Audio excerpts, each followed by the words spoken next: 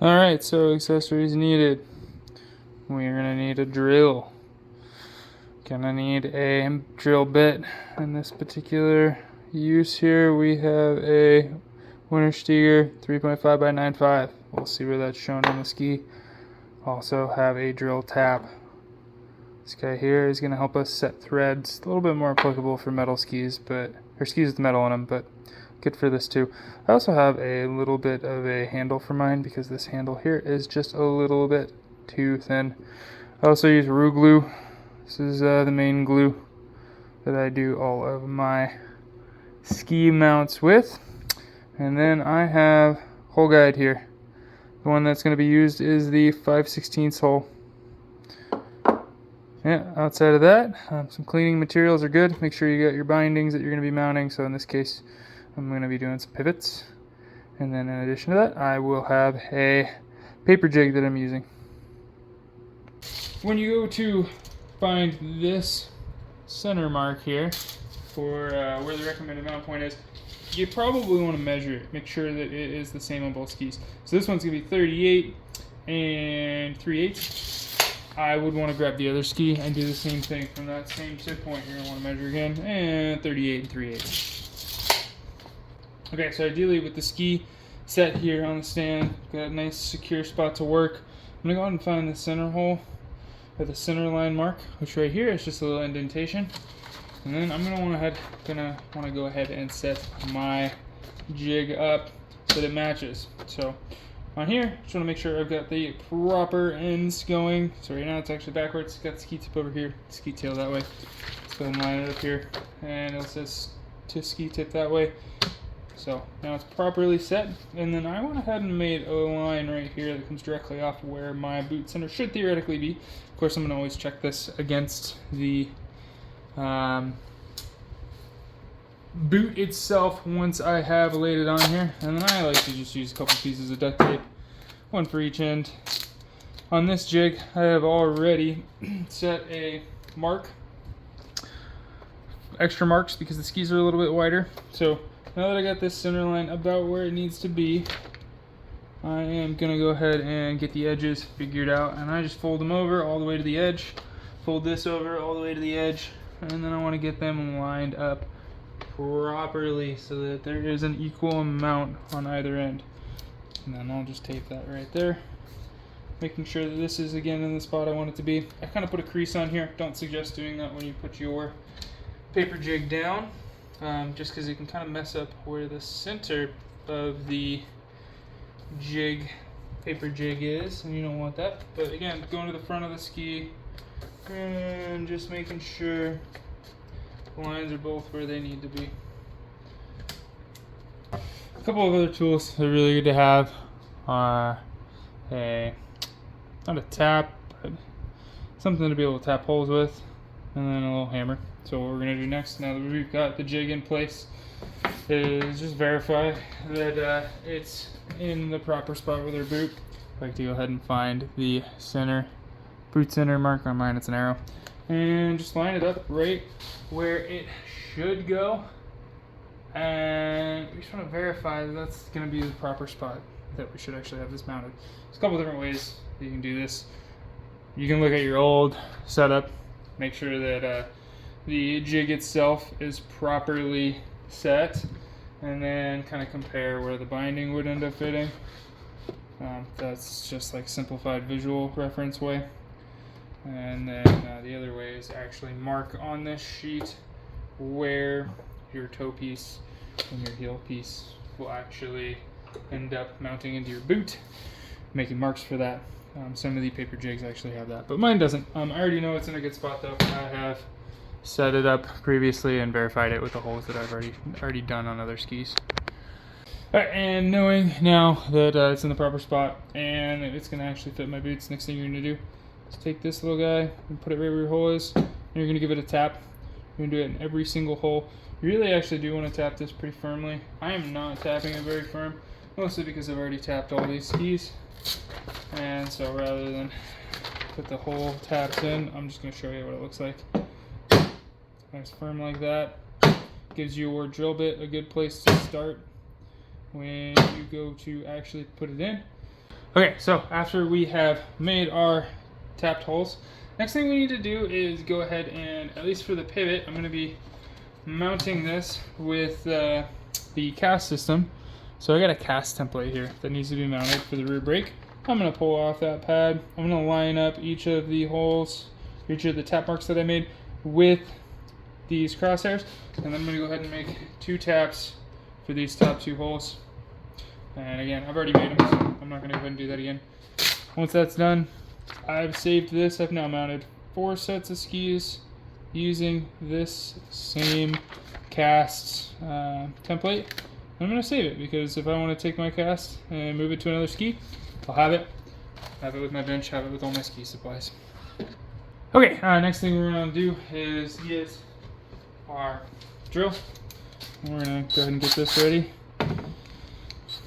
So again, we got that 3.5 by 9.5 drill bit in my drill. The reason that we know it's a 3.5 by 9.5 is that every ski is going to come with the general hole. So right here we got a 3.5 millimeter by 9.5 millimeter. It's marked. That's what the ski manufacturer wanted you to go ahead and use.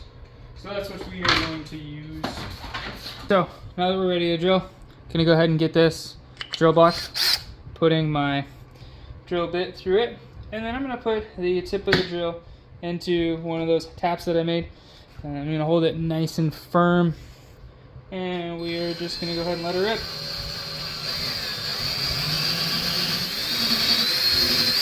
Go up and down a couple of times, get it pulled out. See a nice clean hole there. Gonna go ahead and do that with the remainder of them. So that I can 1, 2, 3, 4, 5, 6, 7, 8, 9, 10.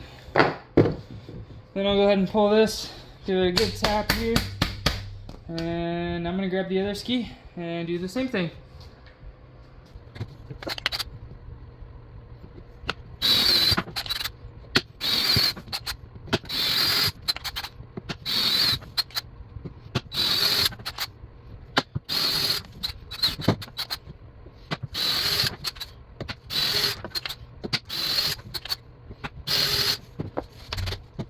Alright, so next step here, we're going to go ahead and tap.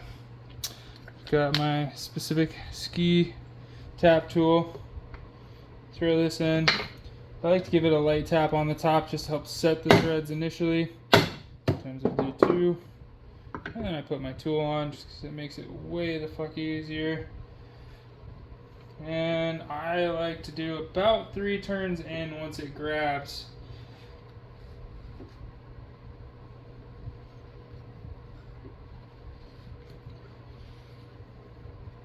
Back it out a little bit, back in, back it out a half turn, go full turn ahead, back it out. And once I've done about that 3 turns, there's not really much of a need to do more. This just keeps it from volcanoing.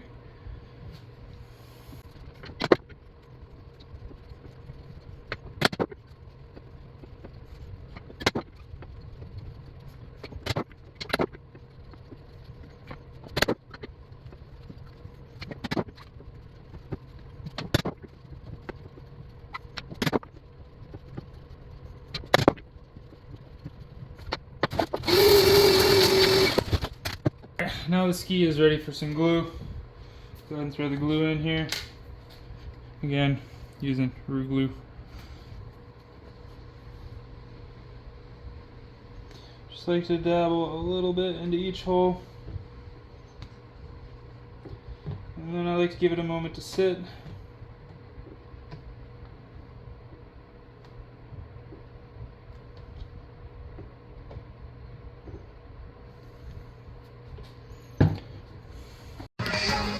Okay, now that we have the ski pretty much ready to go, sometimes it can help to kind of get the binding up. One way to get the binding up is just strap it, kind of like if you were to do ski wax. This is for pivots specifically.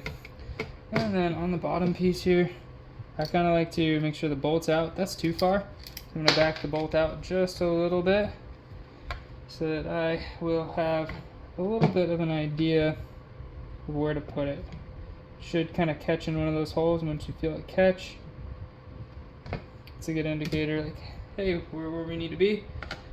Start screwing both of these guys into place. Just going hand tight to start.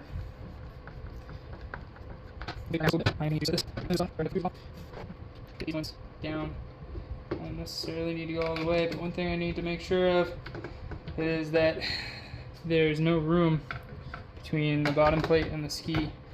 Just keep that in mind as you're throwing this into your ski. If there's any sort of room there, your binding's going to sit up and it's not going to be completely flush with the ski underneath.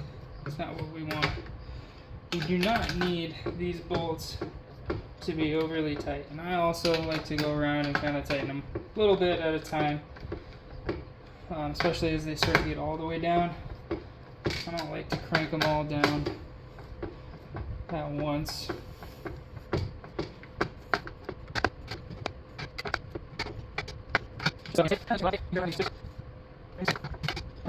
Next, we're going to go with the toe piece. It's going to be mounted with the flange facing forward. And with this, we are only going to go just a light tight on these pieces. We still want them to have some play in them, so we need to grab the actual pivot cast 2-ring toe piece. And per the manufacturing mounting instructions, put it in place before we tighten them all the way. If you did have any volcanoing or like points that were poking out during the drilling component of this, or the screw tapping, then you can use a blade to kind of walk it off. Alright, and just loosen these ones a little bit. That way I can go ahead and throw the binding on, and then tighten the binding to get it in the correct spot. Okay, now that that is in place, just going to go ahead and slap the toe piece on, move it all the way up. It's a little bit of play. There's always a little bit of play in these bindings, at least from what I found.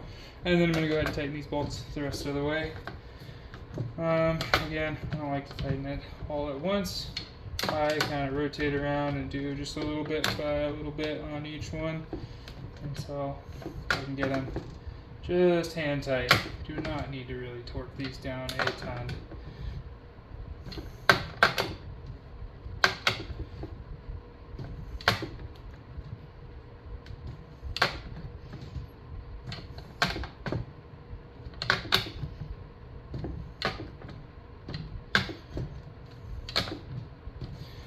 Alright, once they're in, you should be able to easily pull it off. This one's now mounted. One thing you can do now that it's mounted, just check it against your binding, your boot here. Make sure that it's all fit and properly set for your boot.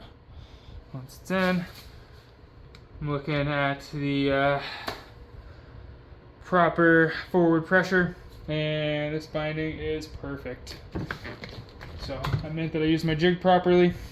Another thing you can check while it's in there too is your center line. Make sure it is lined up with the center hole that you had initially made.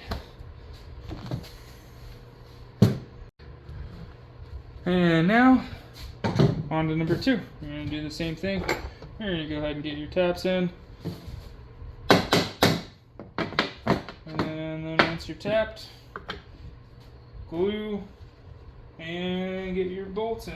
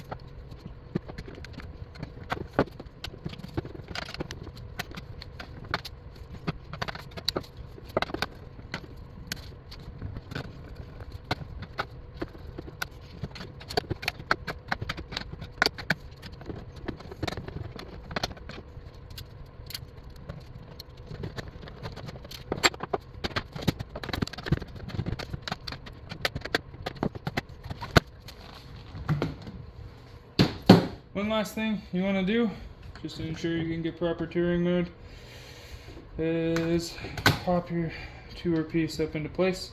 Should just be there, and then realistically it should be easy enough to remove by just pulling your binding up. If you really can't get it to go, brute force method, twist your binding. Don't suggest doing it that way, but that's enough.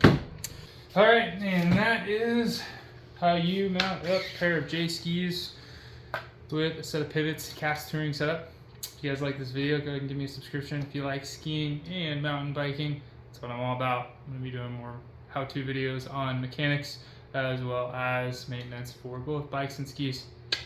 Later, guys.